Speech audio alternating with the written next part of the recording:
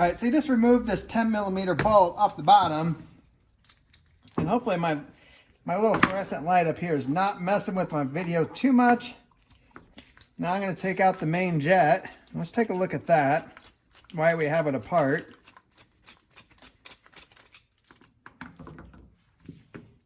It's a little dirty. I'm going to take out the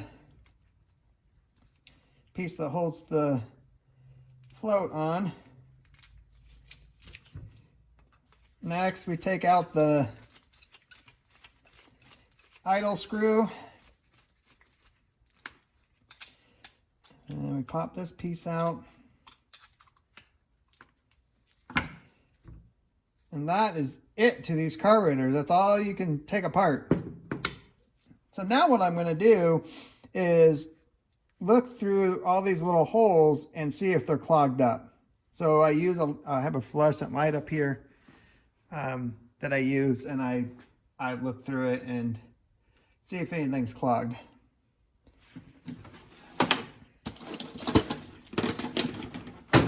And if it is, I have this old cable off a lawnmower that I've unraveled the pieces of twine in there, metal, what do you want to call it, and I use that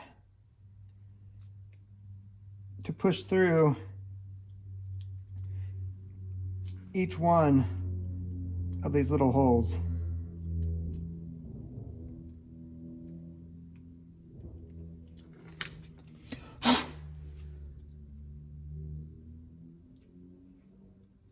So that looks fine. I do the same thing with this piece. Yep, nothing obstructing that. Nothing that checked there. Idle screw, nothing. Now the main jet, same thing. I'm looking in the light. And I'm looking to see if there's if I can see light through there. And you can see that it's clear. It's not clogged. So the next thing I'm going to do, and I really can't do this on camera, is I have Carb and Throttle body cleaner. I'm going to spray that through the passages here and make sure that it flows as it should. All right, that is done. I also have an ultrasonic cleaner. I will bust that out when these are really, really bad. In this case, it was almost perfect. It was more just double checking it. So just spraying some carb cleaner through there is good enough. So let's put it back together. Put that piece back in.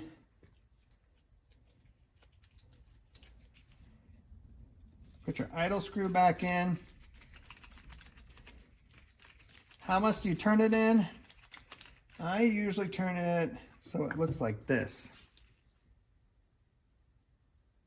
Hopefully you can see that. Yeah. So see how much that will cause this to only go back that far. So that'll set the idle. Put that piece in. Put the main jet back in.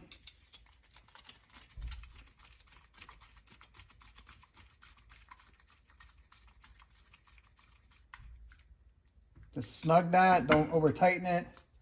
Next, you put your float and your needle back in.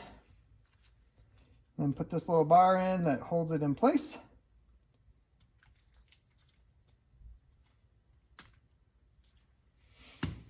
All right, so now I'm gonna put the bowl back on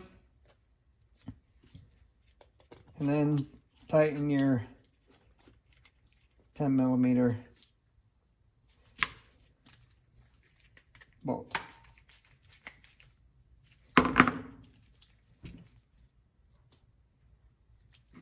And that's it. That's how you take apart and clean the carburetor.